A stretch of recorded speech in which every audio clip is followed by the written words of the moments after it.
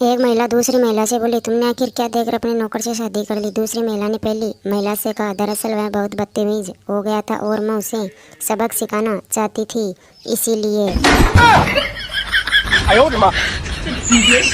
विमान यात्रा में युवक के साथ वाली सीट पर युवती बैठी हुई थी। युवक समझ नहीं पा रहा था कि बातचीत कैसे शुरू करे। आखिर में युवती से पूछ ही लिया, क्या आप इसी विमान यात्रा से यात्रा कर रही हैं। सुनकर वो युवती हुई शॉक। चिंटू ने अपने दादाजी से पूछा, दादाजी आपके सिर के बाल तो सफ़ेद है लेकिन मूंछों के बाल काले क्यों हैं। दादाजी ने चिंटू से कहा, बेटा मेरे मूंछों के बाल मेरे सर के बाल से 20 साल छोटे हैं, इसीलिए। दादाजी की बात सुनकर चिंटू हुआ शॉक।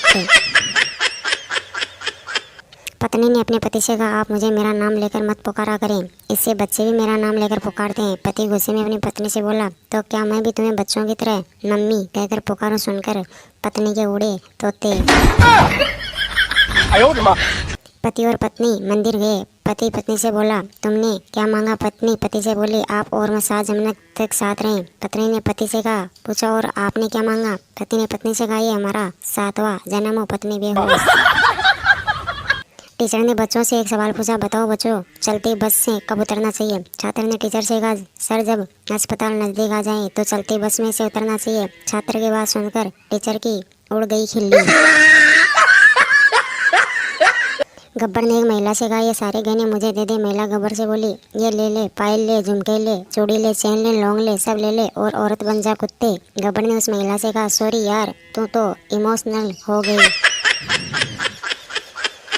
संता ने बंता से कहा, और काजू लीजिए ना। बंता ने संता से कहा, नहीं शुक्रिया, मैं पहले ही 3-4 खा चुका हूँ। संता ने बंता से कहा, खाए तो आपने 9 है, पर चलो यहाँ कौन गिन रहा है। संता की बात सुनकर बंता के उड़े होश।